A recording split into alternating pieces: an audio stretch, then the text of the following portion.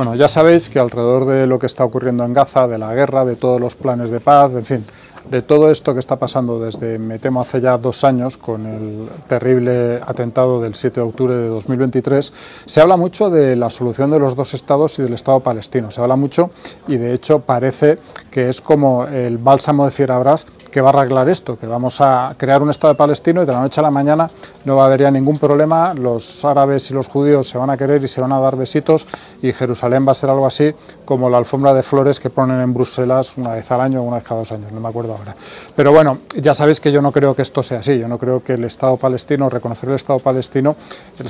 sin más, mejor dicho, o reconocer el Estado palestino que no existe ahora, sea ni mucho menos una aportación a la paz. De hecho creo que no, que aleja la paz y que lo que están haciendo irresponsables como Pedro Sánchez o Emmanuel Macron en la ONU, en la última reunión de la ONU, es alejar la paz y ponerla más difícil. Pero aún así, creo que es interesante contar la historia de por qué no existe un Estado palestino, porque, hombre, igual nos puede parecer que es algo imposible, pero la realidad es que ha habido algunas oportunidades a lo largo de la historia para que ese Estado naciese. Y cuando digo que ese Estado naciese, hay otra parte que es importante que todos tengamos en la cabeza, y que yo ya os he contado más de una vez, pero que quiero repetir aquí, aunque sea muy breve. Nunca ha habido un Estado palestino. El mito este de que fueron los judíos y le arrebataron a los palestinos su tierra es eso, es un mito, es una mentira, porque en ese territorio los únicos estados independientes que ha habido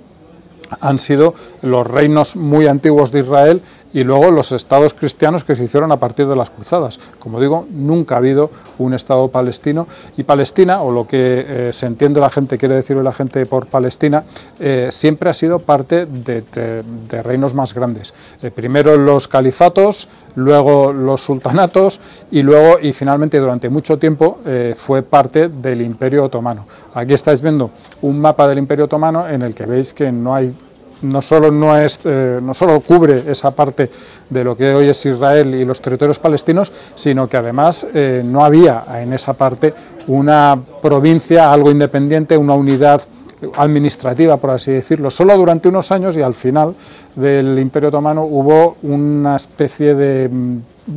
división administrativa, pero que no era todo este territorio y que no era de Palestina, sino que era de una parte de este territorio y era de Jerusalén, lo podéis ver en el mapa. Después del Imperio Turco llega, cuando se derrumba después de la Segunda Guerra Mundial, llega el Mandato Británico de Palestina. Eligieron este nombre, que igual no era el más adecuado, pero en fin, eligieron este nombre y era un territorio que agrupaba lo que hoy en día es Israel, lo que hoy en día son todavía los territorios palestinos y también lo que hoy en día era el Reino de Jordania. De hecho, en el año 1922 se le da a Jordania, que entonces se la llama Transjordania, porque estaba al otro lado del río Jordán, pues se le da una autonomía que era casi la independencia en la práctica, y en el año 1946 este territorio adquiere una independencia plena y forma lo que entonces era el reino hachemí de Transjordania, y hoy en día todos conocemos como Jordania, aunque sigue siendo a su modo hachemí porque esa es la familia real que sigue gobernando. ¿Qué pasa con la otra parte de ese territorio? Bueno, pues con la otra parte de ese territorio se propone en el año 47 un plan de partición para darle un estado a la población judía que había allí y a la población árabe que también seguía habiendo allí. Quiero llamar la atención para vosotros sobre una cuestión importante. En el mandato británico ya ha habido una partición y se ha creado un reino completamente árabe, que es Jordania, que es lo que entonces era Transjordania y ahora es Jordania. Entonces ya ha habido una primera partición. Cuando se habla mucho de cómo se repartió el terreno y solo la mitad para los árabes, que eran muchos más, no, solo la mitad no, la gran mayoría fue para los árabes, pero hay que tener en cuenta esa primera partición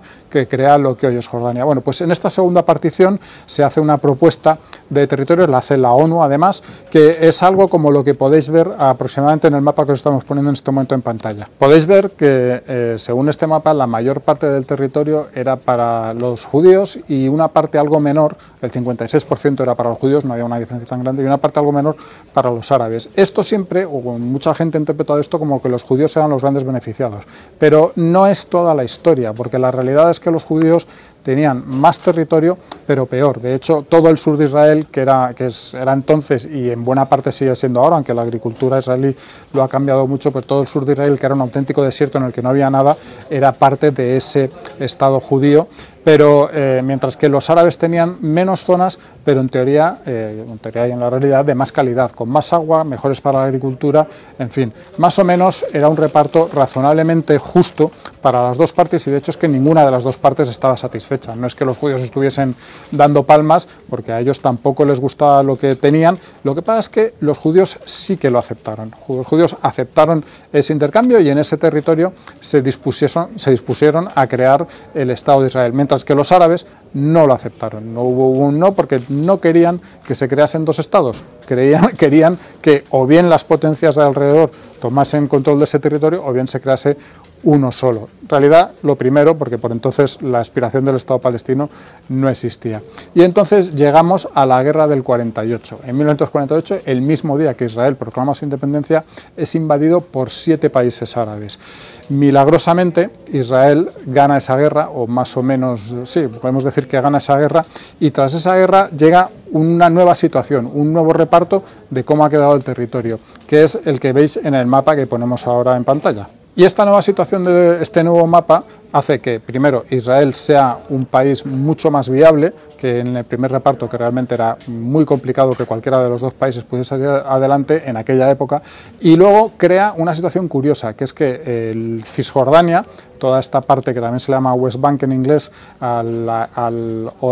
este de Israel, y la Franja de Gaza, quedan en manos la Franja de Gaza de Egipto y Cisjordania de lo que entonces era Transjordania, y hoy repito otra vez Jordania. Oye, era el momento perfecto para crear el Estado palestino, porque tenían esos territorios y estaban gobernados por países árabes, pero ninguno de los dos países tiene ninguna intención de ceder ese territorio para crear ese futuro Estado, y ni siquiera se habla de ello, es decir, es que no están ni encima de la mesa. Y así llegamos a otra nueva guerra, que es la guerra de los 6 días, como todas las anteriores, empezada por los árabes, y en esa guerra Israel sí que conquista tanto Cisjordania como la Franja de Gaza. Por primera vez,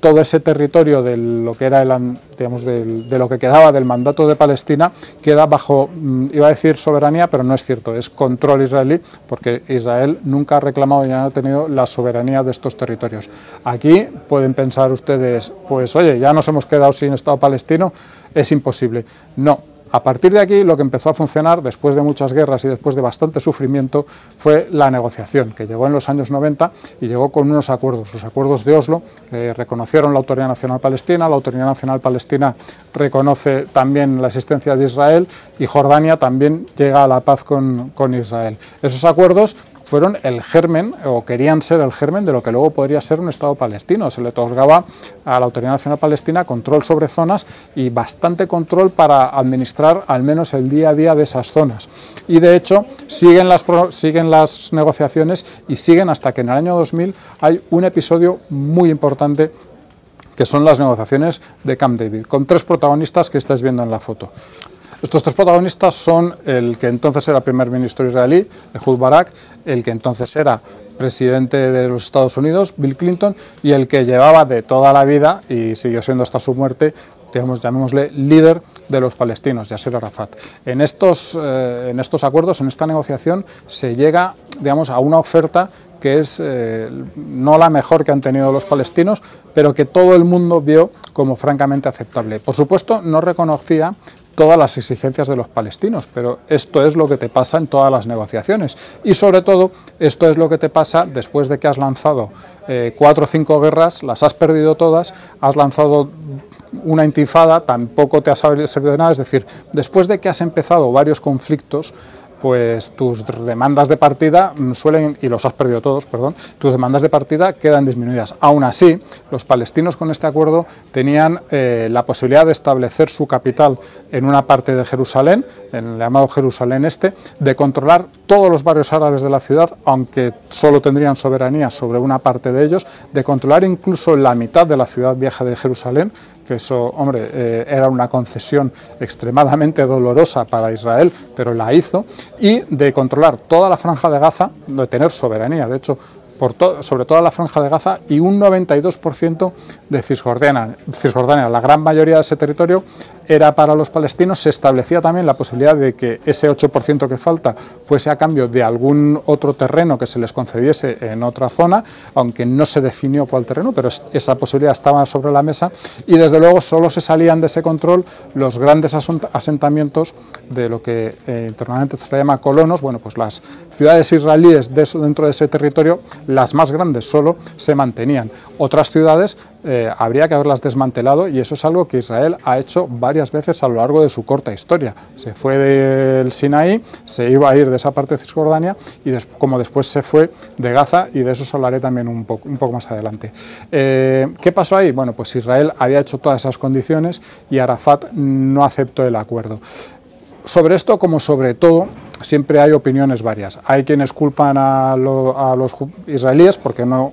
hicieron las suficientes concesiones. Yo creo, sinceramente, que fueron muchas, y desde luego que eran las suficientes para crear un Estado palestino, si esa hubiese sido la prioridad. Otros culpan incluso a Clinton porque fue demasiado parcial, porque no hizo las negociaciones como se debería, pero yo creo que sí que hay un cierto consenso, no sé si mayoritario, pero importante, sí, diría que incluso mayoritario, que el gran culpable fue Arafat, que no se atrevió a llegar a la paz, y que incluso hay quien dice que no tenía intención de llegar a la paz. Desde luego, el propio presidente Clinton, que estaba allí, ha hablado del tema después, ha hablado del tema en alguna ocasión, y siempre ha dicho que él se sorprendió mucho de que Arafat rechazase esa oportunidad de crear un Estado palestino. Claro, había un tema en estas negociaciones que era importante, que era, digamos, como el primer punto del acuerdo, y el primer punto del acuerdo era: aquí se acaba el conflicto, es decir, ya no va a haber posteriores reivindicaciones. Arafat no fue capaz de aceptar eso. Arafat también se dice mucho, hay un comentario por ahí, yo no he oído a Clinton contarlo, pero sí que se dice que le dijo a Clinton que si aceptaba el acuerdo lo mataban el primer día que llegaba a Palestina, pero bueno, por una razón o por otra, en ese momento Arafat tuvo la oportunidad de crear el Estado palestino y no la aceptó, la rechazó. Y tuvieron también los palestinos la oportunidad un poco más tarde, en otras negociaciones que llegaron, que fueron en Taba, que partieron de lo que ya más o menos se había dicho en los acuerdos, en las negociaciones de Camp David, y que tampoco llegaron a buen puerto. Esto fue en el año 2001. Ha pasado mucho tiempo desde entonces, pero tampoco fue la última oportunidad de crear o de avanzar hacia ese Estado palestino. En 2005 Israel decide irse de Gaza. Todo lo que se habla, está hablando, bueno, no sé, por ejemplo, recuerdo ahora a Yolanda Díaz, Cirne Montero, todo el mundo habla de la ocupación de Gaza. No es cierto. Gaza no está ocupada, no hay un solo israelí, es más, no hay ni huesos de israelíes, levantaron sus cementerios y se los llevaron desde el año 2005. Y eso era un plan que en aquel momento hizo el primer ministro Ariel Sharon para tratar de, digamos, vamos a intentar aquí que haya un germen, que haya una zona en la que están ellos solos, que puedan gobernarse, que puedan recibir, como han recibido, ayudas muy importantes, y puedan generar una economía y unas instituciones fuertes. Esa era la esperanza, esa era la idea de ese plan, que fue muy doloroso para los israelíes. Os voy a poner las imágenes ahora para que veáis cómo aquellos asentamientos israelíes que había dentro de Gaza, que lo sabía porque además siempre ha habido judíos en Gaza, no era una novedad, bueno, pues aquellos asentamientos son desmantelados, y son desmantelados por la fuerza por el propio Estado de Israel. Sin embargo, pese a ese sacrificio, lo que ha ocurrido en Gaza todos lo sabéis y no hace falta que lo incida, pero bueno, voy a contar un pelín más. Lo que ha ocurrido fue que a partir de, sobre todo, 2006, 2007, cuando Hamás toma el poder, Gaza no se convierte en ese germen del nuevo palestino, sino que se convierte en una especie de enclave terrorista pagado por potencias extranjeras, principalmente Irán, también Qatar, y en el que toda esa ayuda internacional ingente de miles de millones que ha llegado, en lugar de destinarse a que esa población fuese próspera y a que esa población crease unas instituciones que pudiesen permitir evolucionar hacia un Estado, lo que se ha destinado es a comprar armas y a hacer túneles a mogollón. Os recuerdo que había 600 kilómetros de túneles que se hayan encontrado bajo el suelo de Gaza. Es decir, resumen de todo esto que os he estado contando: Israel no es el culpable de que no haya un Estado palestino. El Estado palestino ha tenido varias oportunidades para crearse. Se podía haber creado tan pronto como en 1948, cuando se creó Israel, y llevaríamos ya más de 80 años